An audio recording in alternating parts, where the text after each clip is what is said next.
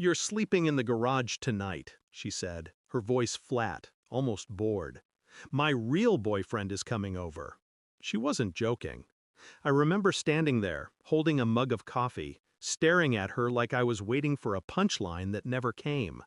She brushed past me, perfume sharp, the kind she wore when she wanted to hurt me on purpose. "Don't look at me like that," she added. "It's not my fault you're ordinary." I didn't argue, didn't raise my voice. I just grabbed my keys and walked out. The night air was cold enough to sting. I drove with no destination in mind, ended up in a cheap hotel off the interstate. The room smelled of bleach and silence.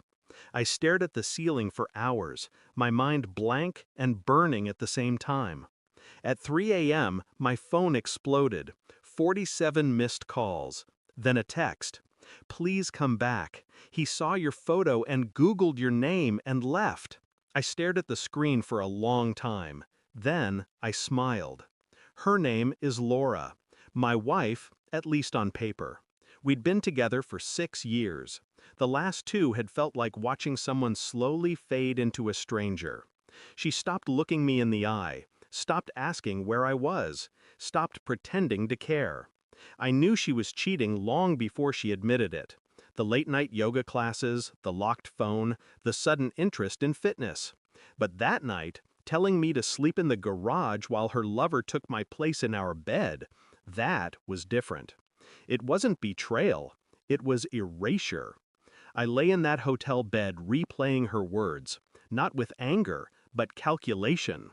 Every syllable filed away like evidence. Because when you've spent a lifetime studying human behavior, you don't react, you observe. And Laura had just made the mistake of forgetting who I really was. The next morning, I went home.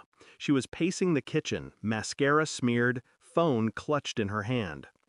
"Who are you?" she whispered when she saw me. I didn't answer. I just poured coffee, same as always. The silence between us was surgical, cutting, exposing. I let her think I was ignoring the question, let her twist in the quiet. She tried again. "He left. He saw your name online and just left." Still, I said nothing. In truth, I knew exactly what he'd seen. My name wasn't just a name, it was a warning label. The kind of name whispered in corporate boardrooms, in courtrooms, in classified documents. People used to call me the ghost with credentials. I'd built systems that found what people didn't want found: assets, secrets, leverage. I knew how to disappear someone without ever touching them. And now, she'd unknowingly pulled that ghost back into the light. For days, I watched her unravel. Her calls unanswered, her social circle vanishing. The boyfriend blocked her. Friends avoided her. Something in her tone told me she knew why, even if she didn't want to admit it. Every night she'd ask again, "Who are you really?" And every night I'd give her the same answer: silence. A week later, I left an envelope on the kitchen counter. No note, no explanation. She found it after breakfast. Her hands shook as she unfolded the documents. Non-disclosure agreements, sealed court orders, photographs. My photographs. My real life. The one I'd hidden before I married her. She looked up, eyes wide. "This isn't you!" "It is," I said. "It always was." Her mouth opened, closed. What did he see?" "Enough," I replied. "Enough to understand that being near you wasn't worth what it could cost him." She started crying then. Not out of guilt, out of realization. The man she'd mocked, dismissed, and humiliated wasn't small. He was the kind of man people stayed away from once they knew the truth. I didn't raise my voice, didn't insult her. I just stood there, watching her panic dissolve into silence. "You wanted excitement," I said quietly. "Now you've got it. Every door you knock on will close before you finish your name. Every person who sees you will remember mine." She backed away, trembling. "You ruined me!" I shook my head. "No, Laura, you ruined yourself. I just let the world see what kind of woman you are." I took my coat and keys. Her voice followed me, cracking, desperate. "Please," she whispered, "don't leave me alone." I stopped at the doorway. You already were.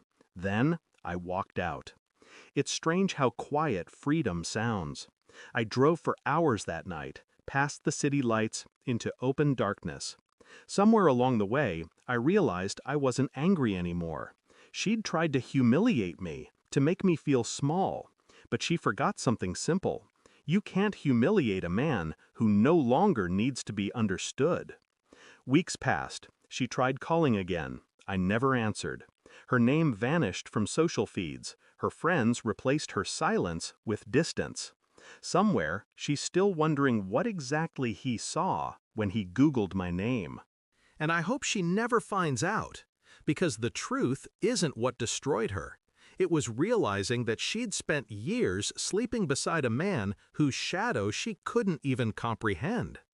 She wanted to play with danger.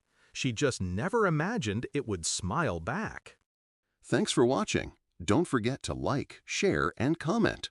Subscribe now to Cheating Stories Insight World for more amazing stories.